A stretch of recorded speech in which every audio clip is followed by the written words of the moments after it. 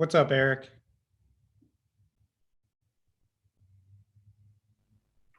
What's going on, Adam? How are you? Good, man. How are you?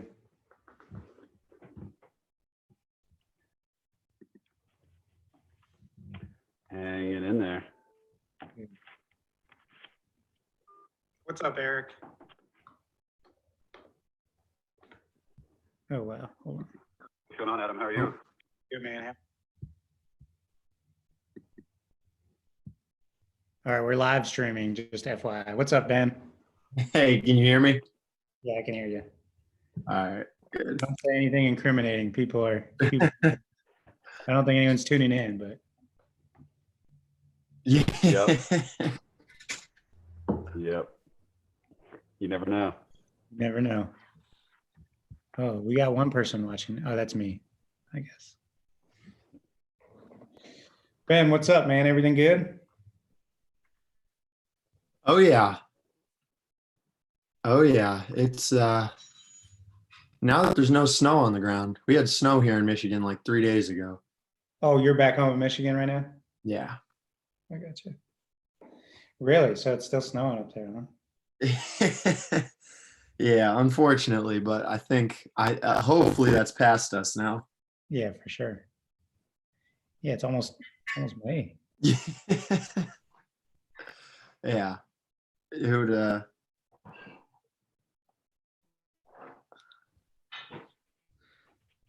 Eric, are you in South Carolina still?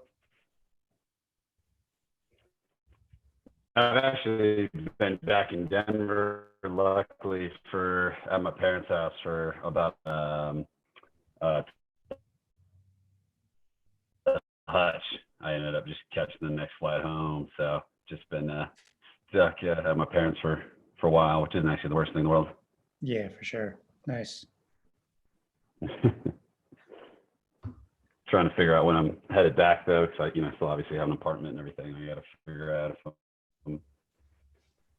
if I'm moving or whatnot. Right.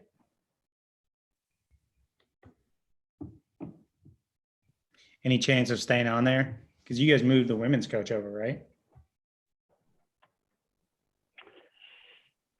Yeah, we did. We had talked about it, but I do the director of student activities role as well, and I think I've kind of had enough of that for a couple of years since it's, 10 to 12 hour grind, kind of doing both at the same time. Yeah. I gotcha. But obviously, it's not a great time to be. No, it's a bad off season. Not a great time to be looking at jobs. No doubt. Yeah. Well, hey, we'll get started here in about a minute, Ben. all right. Sounds good.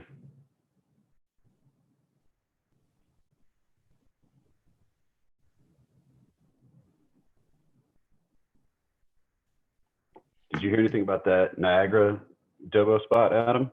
I'll talk to you about it later since we're live streaming. Yeah. All right. Yeah, my bad. No, all good. All good.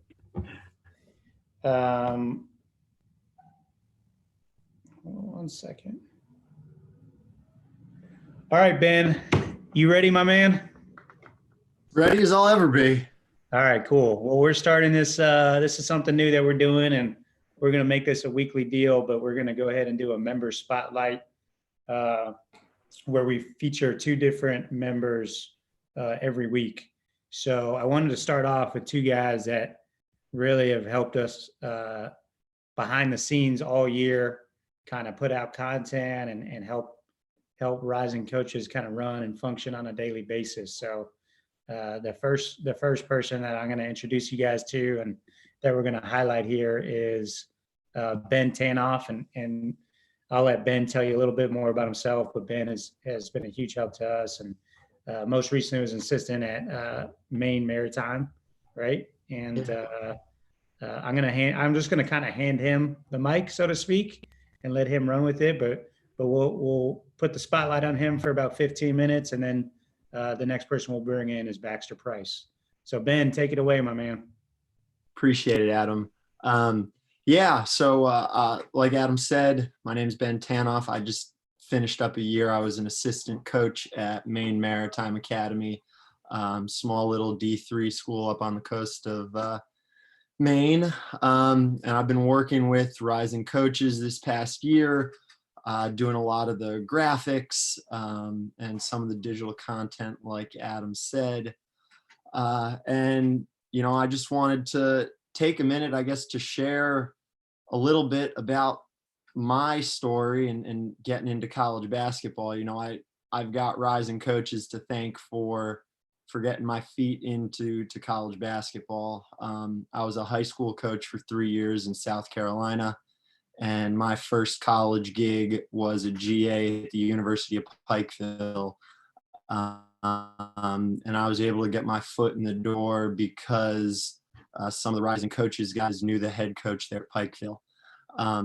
So, from that standpoint, very thankful to be part of the rising coaches family. We all know how good they are, and all this content that Adam's putting out now, especially during these unprecedented times, being at home, all this social distancing. I know we're all greatly appreciative of that, Adam. But one thing I guess I wanted to say here during my spotlight,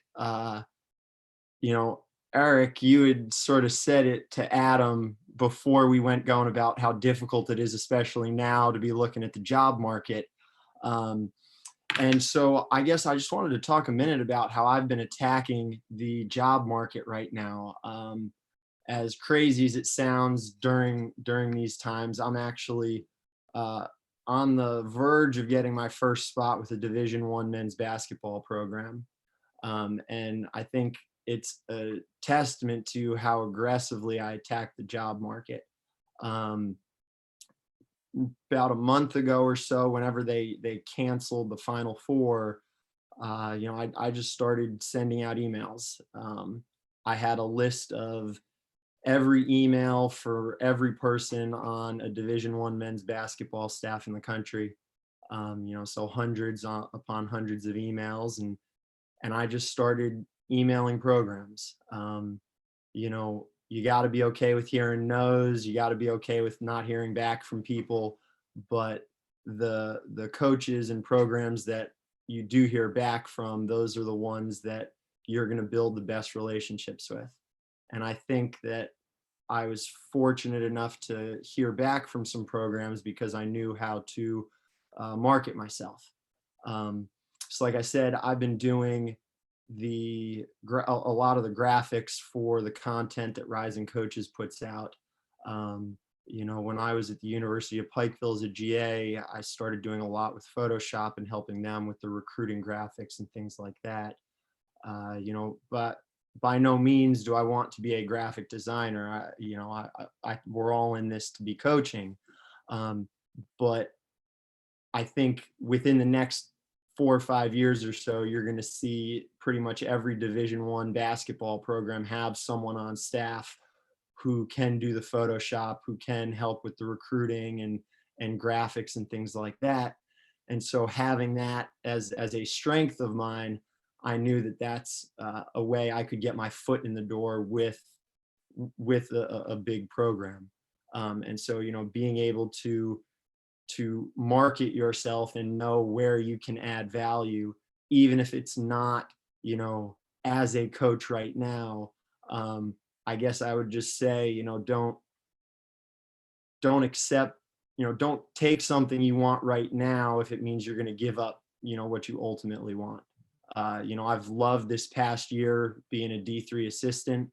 I could go back this fall, but I've wanted more and always have wanted more from basketball, from this profession. And so as long as you've got that drive and you do want that much more, just go out and take it for yourself. Like I said, I'm close to getting a job with a D1 program. And when I heard back from them, they sort of said, "Hey, Ben, you sort of stumped us here. Like, we didn't think we needed someone to fill this role, but as soon as you said this, it was like, oh yeah, we definitely need someone to fill this role. So that just being able to go reach out to these programs and market yourself has been a huge help, even during these times where a lot of programs, budgets are getting frozen, people aren't hiring, things are moving slowly. If you can add value, just you just got to go out and take what you want.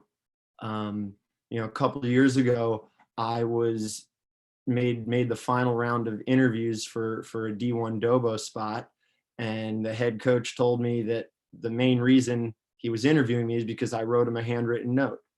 I saw the job was open and I had applied for it, but I also put a handwritten note in the mail to him, with my resume and reference list and things like that. So just being aggressive, even if you're going to get 99 no's, all you need is that one yes in 100 to make things worth it to you. But then additionally, staying on top of those relationships. Like, I have a reminder set on my phone every month to write letters. I've a list of coaches that I've met over the years that have been gracious enough to respond to me when I reach out to them, asking for advice, things like that. 3-4 pages worth of names in a Word document, and every month I send out handwritten notes to them. I think that's a lost art in today's day and age with FaceTime and Zoom and all our social media. But for the coaches that you really want to build a relationship with, that I think I've found that really stands out to them. It's certainly a time investment. I certainly don't want to think about the amount of money I've spent on stamps over the years, but it's definitely worth it. Those are the coaches that, if you can maintain those relationships with, even if it's a coach, last year I was a finalist for a job, came down to 2 and I didn't get it. But I still every month write that coach a handwritten note, checking up on him, asking how things are going, telling him how things are going with me, just because you never know in this profession. Even though it didn't work out last year, maybe it will in the future, or maybe he, can help me down the road at some point. But if he doesn't have that relationship, if I haven't worked on maintaining that relationship, then there's no way he would be willing to help me down the road if I go ahead and ask him for help. In this profession, as we all know, it's about who you know, and those relationships. I certainly don't have all the answers, but in my short time, it's wanting more for the people than you want from them. And if you can build relationships like that, you're going to have some great people in your corner to help you along the way. So, like I said, I know I don't have all the answers. This has been my 3rd year coaching college basketball, but I guess I would just say, if you want something in this profession, you got to go take it. Like I said, I probably sent out close to 1,500 emails over the last month. And the response rate I'm getting is, I don't know, 1-2%, but the coaches that do respond, those are the ones that are going to make a difference in your career. And, even if it's not a job, just to maintain those relationships. I'd said my first college job was probably 6 years in the making, because I've maintained relationship with the rising coaches guys. And when something came up to be a GA, they were able to make a phone call for me. And, that got me an interview. It was like the final 2 or 3, and the rest of it was up to me. So just maintain those relationships and and if there's, like I said, if there's something you want in this profession, don't let anyone tell you no. I didn't play college ball. I actually ran track and field when I was in college, but I spent my summers working camps, coaching YMCA basketball, doing whatever I could. And, there's 9 different ways to skin a cat in this profession, but good things happen to good people. And if you keep working hard enough, it's going to happen. I saw someone tweet a few days ago. I'm not one for quotes or I think they can get cheesy sometimes, but it was pretty good. And just saying, don't accept something that you sort of want now if it means you're going to give up something you want in the future. And I think that's how I've really attacked the job market, especially now. And I'm finding some success with it. So if I can ever share how I've done that, I'd love to. I think I'm really good at writing notes now, how to market yourself to coaches. I'd love to help in any way I can. But other than that, just want to say thanks again to Adam. I appreciate the spotlight, and I appreciate everything you and Rising Coaches crew are doing for young coaches at any level. Appreciate it, Ben. Good job, man. If anyone has questions, feel free to chime in. Yeah, I'll start us off. Like, can you talk a little bit about what you're including in these 1,500 emails that you've sent out here in the last month? Yeah, absolutely. So it's been pretty short. A lot of the coaches, they're going to be busy. They're probably not going to read a novel of an email, but keep it really short. I just introduce myself, explain to them I've been coaching for this many years, and what I've been using to get my foot in the door has been my graphic design. And so I don't actually include examples I've done in emails. I have my own personal website with all my designs and things like that. And so I'll say, my name's Ben Tanoff. I'm a basketball coach, but I'm also a really good graphic designer. And in this world of all these recruits being on social media, being both a graphic designer and a basketball guy, I think I can add value to your program. Please click on the link below so you can go take a look at some of my work. So keeping it short and sweet, I think is beneficial. But then also sort of saying like, it's not that I just want to do graphic design. Like, I want to coach basketball and I want to be part of your staff. I can contribute from a basketball side of things. I want to learn from a basketball side of things, but right away, this is why you want to hire me. Any other questions for Ben before we let him go? Yeah, I had one quick with your graphic design background. Do you add anything to your resume to kind of pop? I feel like it had good content, but it's just so like my resume, if I were to hand someone a paper copy of my resume, I don't have anything really creative design wise on that. I like to keep it simple there. But like I said, my online website where I have all my examples, I have a more, I guess, graphic design, online resume that kind of pops there. And even if you're not, doing Photoshop or anything, like, I think that is really key. Like, if you can make yourself your own personal website, even if it's just something that has your resume, it's a lot easier to reach out to coaches and just say, hey, you just need to go click this link here, instead of, you need to download this PDF and read through these pages to find out about me. They're much more likely to just click on a link in an email than having to go through some PDFs or some pages of a Word document that you email them. Any other questions for Ben? Gotcha, thanks. Yeah, I'll ask a quick one.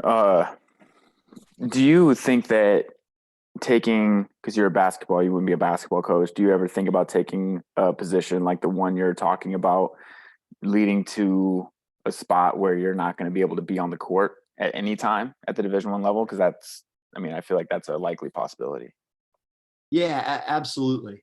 You know, probably not going to be on the court.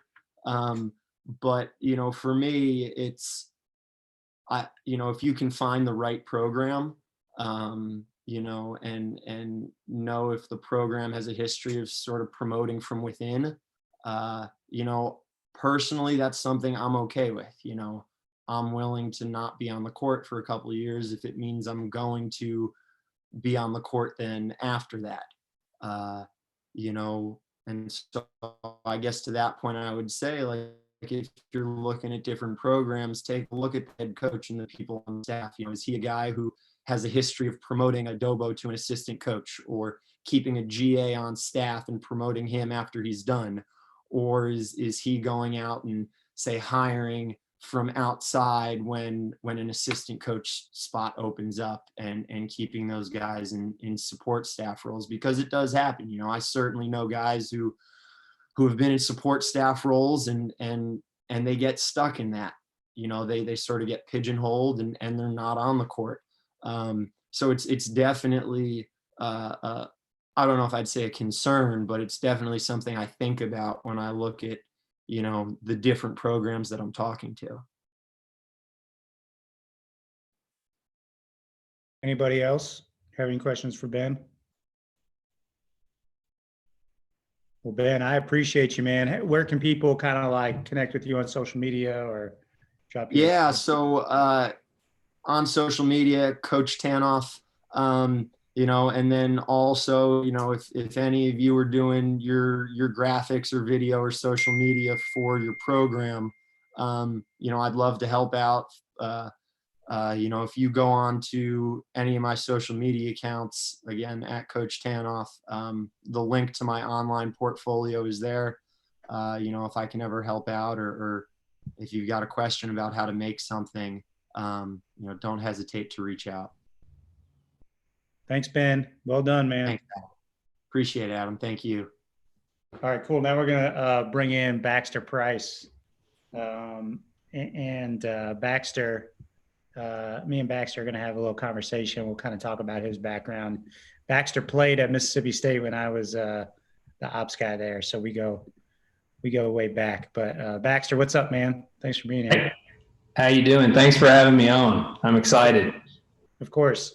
So again, we wanted to kind of start off this member spotlight with people who have really kind of been behind the scenes with Rising Coaches this year. And Baxter has helped us out a lot, not only from the graphics perspective, and he does a lot of the stuff there that you see end up on social media, but Baxter's also helped me on the business development side and help brainstorm through some things and business plans and things like that, since he does that at his MBA and has a little bit more business savvy than, you know, my basketball only background. So anyways, Bax, thanks for all your help. And so the spotlight's on you, my man. Start off by, oh, go ahead. Well, I'm extremely happy for you. And I know that, you know, when we started this deal, or you started it a long time ago, but when we started talking about the business end of it, when you went to the subscription side, I guess it was about 7 or 8 months ago, there was a lot of stuff that was in the dark, but I knew that, you know, between you and Brandon and Andy, and you guys are so smart and y'all leverage your connections so well, that I had no doubt that it was going to be really successful. And I think the really cool thing about what you do is it's a phenomenal product, and you're giving people a platform, and you're really leveraging the internet for everything that it is. You're giving people a big time platform that might not have like a big time job somewhere, but you're giving them a chance to kind of showcase their skills. And I think it's awesome because, you know, you log on there, like every time I get on there, there's something new and something awesome that somebody's posted, and you know, that an idea somebody has. And I don't know, just having that resource, obviously the time we're in, it's nice to have that resource, but just, it's amazing. It's just a great platform for people to share ideas and to be innovative and creative. There can never be enough of that. Like, it's amazing the ideas that people have. And I'm just super excited to see where it goes. And I know it's going to do nothing but really succeed. So I'm happy to be a part of it. Well, I appreciate it, Bax. Why don't you start off by telling us a little bit, like, I mentioned it just a minute ago, but you played at Mississippi State. So maybe you could talk a little bit about that. You were there for 3 different coaches, Rick Stansberry, Rick Ray, and Ben Howland, which is pretty unique. And then talk about how your playing career transitioned into like your first coaching spot. Yeah. So I was really fortunate. I mean, I grew up in Mississippi, went to high school in the Jackson area. For people that are familiar with Mississippi, I went to college at Mississippi State. Like you said, I was a walk-on there. For 3 years, I was a walk-on under Rick Stansberry, and then 1 year under Coach Ray, which is where I met you. Kind of got out of the business for a little while, was in sales, and always wanted to get my MBA. I got a business undergraduate degree, and I really wanted to get my MBA, and I wanted to get back into basketball. And I was fortunate enough to kind of have the opportunity to do both at the same time. And I was on staff for Coach Howland in 2018, 2019. As you alluded to, I mean, it was, there are many different ways to win in this business. There's many different ways to lose too. And I think when you have the opportunity to work or play under 3 different coaches, I think it's, especially at a high level, it just opens your eyes to so many different ways to manage a team, manage people. And I do consider myself really, really fortunate, because every coach has their own way of doing things. And I think, that was something that I learned pretty early on. But also, it's not just you're learning from the head coaches, you're learning from the assistants. I mean, people like yourself, there are a ton of smart people at that level, at all levels. And you try to soak up as much as you can, because to be on a staff at that level, I mean, you have to be really talented. And, people like yourself, the Adam Bowmans of the world. And I mean, I don't have to get into all of them, but, you're on staff with all these people, and there's just so much to learn from each person, whether it's video, operations. I was, with Tanner Smith was a GA for you guys, and he was an ops guy last year at Mississippi State. He helped me immensely. The guys I was graduate assistants with were great.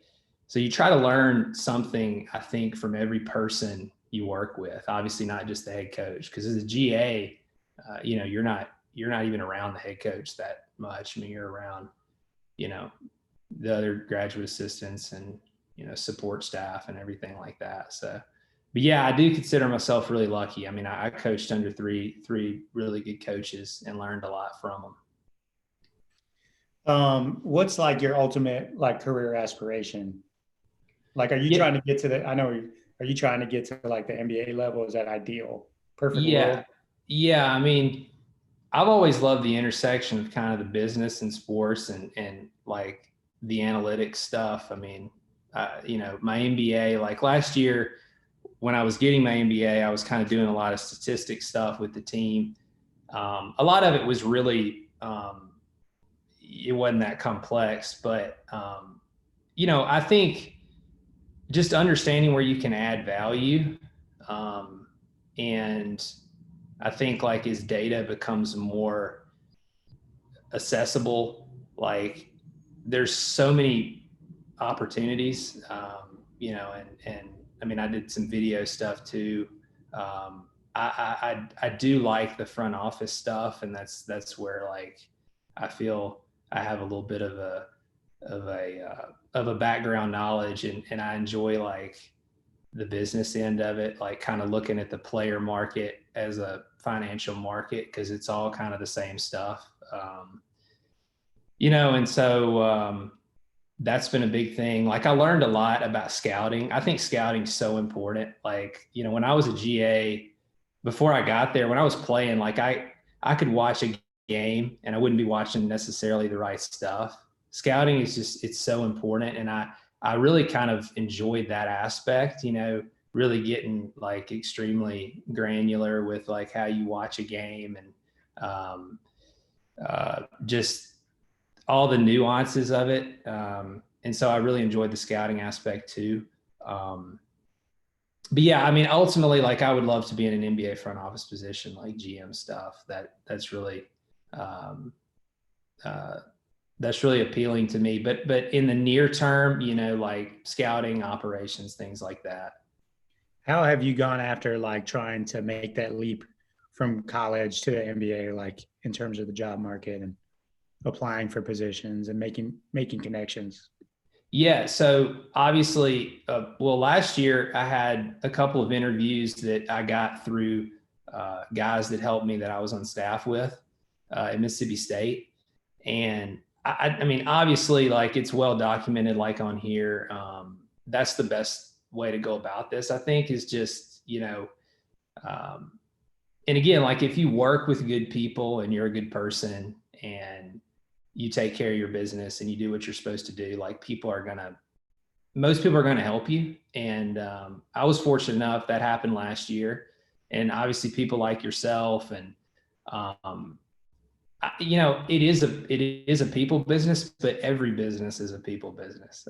Every business I know, and I've been out of basketball, and relationships are so important. I mean, you can be a smart, gifted person, but at the end of the day, like you really need to be good with people. People need to be able to trust you, and you just need to be a good dude. And it's just like, if people can trust you and they know that you're a good person at the end of the day, like that goes a long way. And if you show that you want to learn, that you're eager to learn, you're not going to have all the answers, but when you don't have the answer, say that and say, you're going to work hard to find it. I mean, I just think, just be a very curious person, be willing to learn, but be a really good person at the end of the day. I think people will help you out. And I've been fortunate enough, like I've had some people help me out, and it's been it's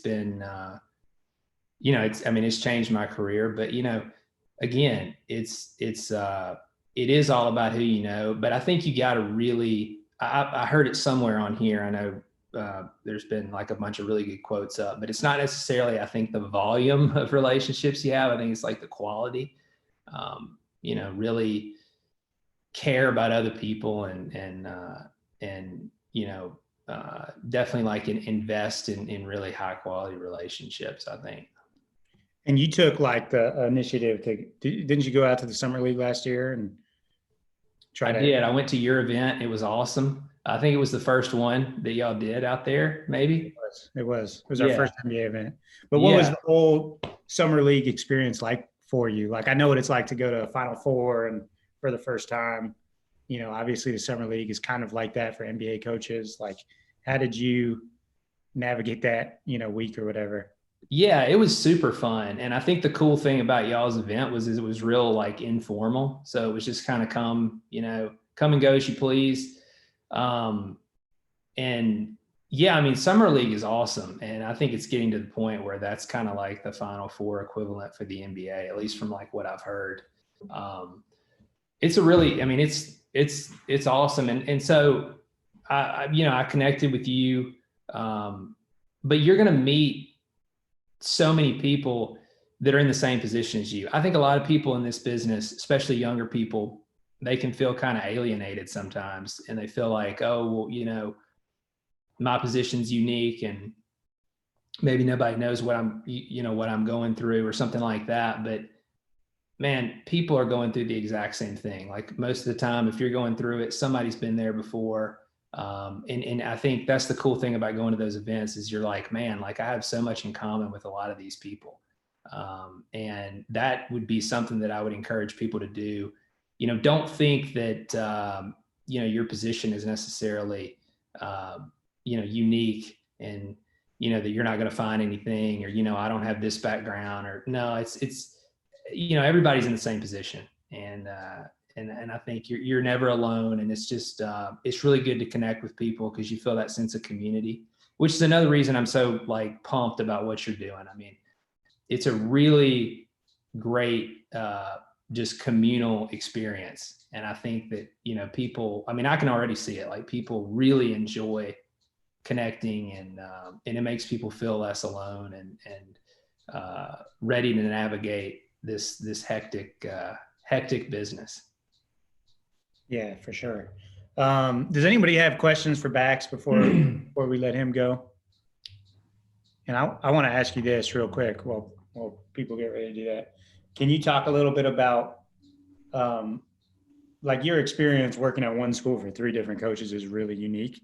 Can you talk a little bit about like what you learned getting to watch 3 different people lead the same program?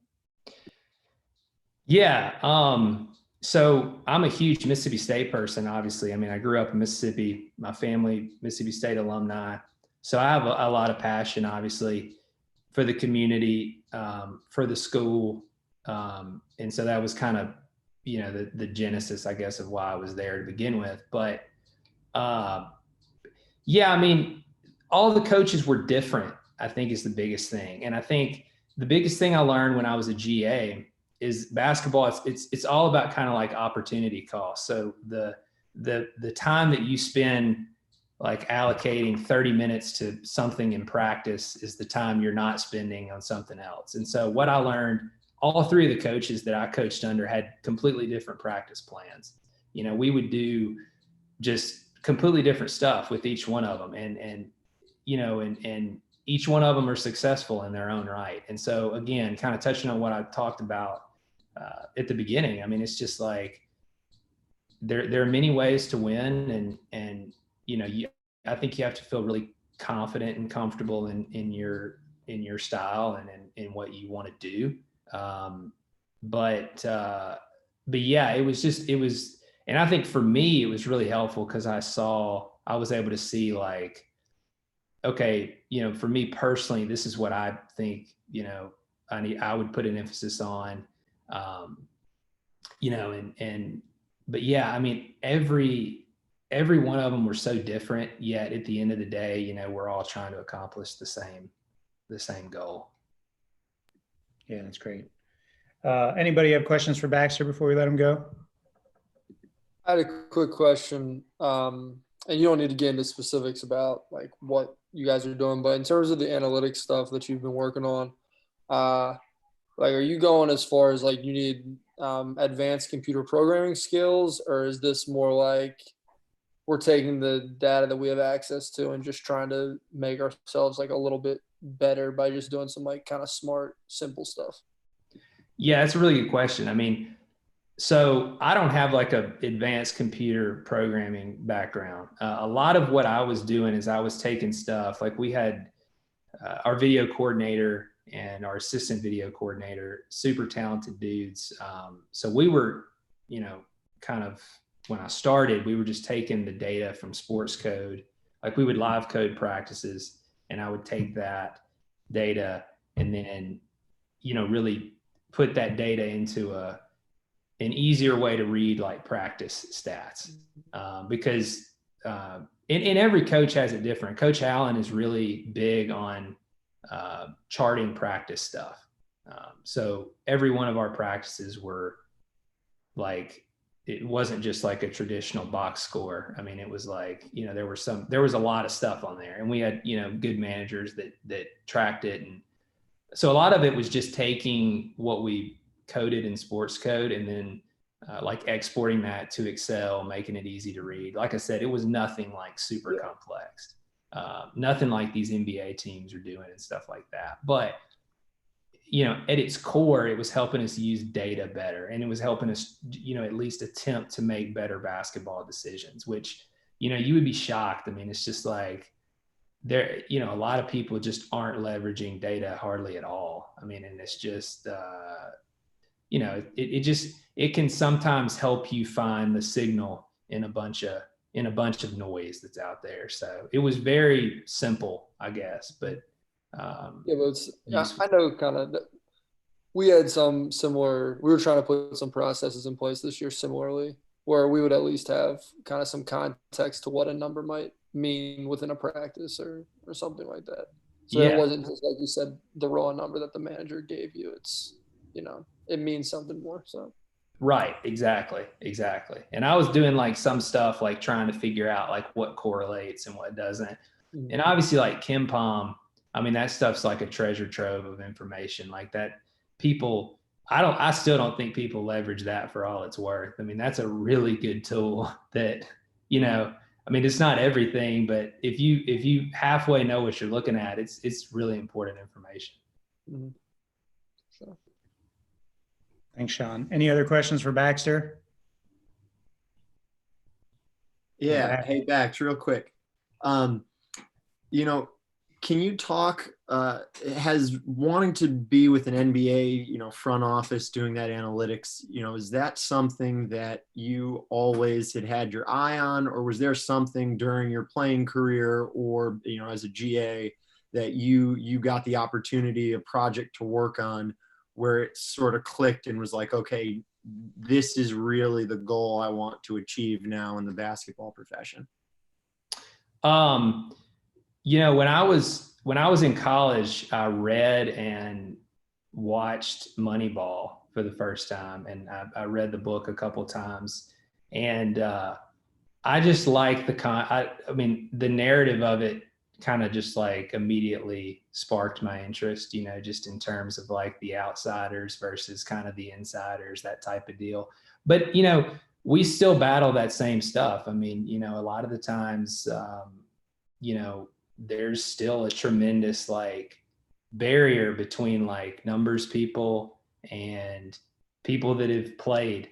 And it's just like, I don't know, we're to the point now where it just seems like, I mean, obviously the goal should be to win, but I've always enjoyed just trying to find undervalued talent, trying to find different ways to do things.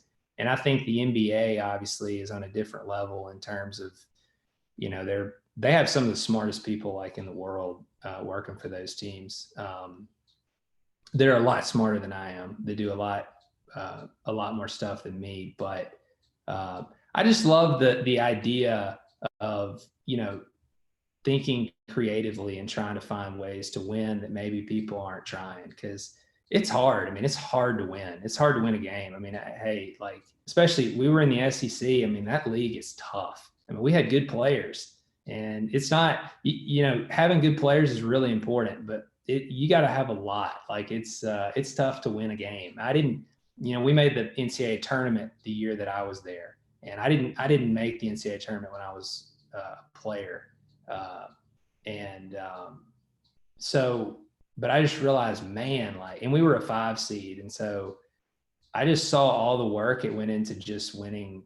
I think we won, 23 games or something, but every win is tough. It doesn't matter what it is. And so it just makes sense to try to leverage everything to try to find different ways to win, because it's going to get tough. And I think you have to be innovative. You have to be creative. And I love like taking the game that we know and just trying to find different ways to win and leverage different things. So I've always been kind of interested in it, to answer your original question. But the book and the story that definitely kind of piqued my interest. Any other questions for Baxter before we let him go? Well, Baxter, I appreciate you taking the time to jump on with us, and great job, Baxter and Ben. Obviously I'm so thankful for you guys being a part of what we've done here, especially in this last year, and a lot of it's behind the scenes, but I'm happy we get a chance to put the spotlight on you guys first, and hopefully give you guys a little opportunity to get your names out there. Yeah, I really appreciated it, Adam. And Ben is great. He's going to make wherever he works, he's going to make him very happy. He's a very, very talented person. And I enjoyed his presentation first as well. So, but I appreciate it, man. It was awesome. Thank you. Thank you thanks, guys. Adam. And we'll do this every week, and we'll kind of pick names out of the hat and stuff. And eventually we got a lot of members to get through, but the hope is that eventually everyone will get an opportunity. So thanks everyone for tuning in, and Bax, Ben, thanks again. Great job. Thank y'all. Appreciate it. Thanks.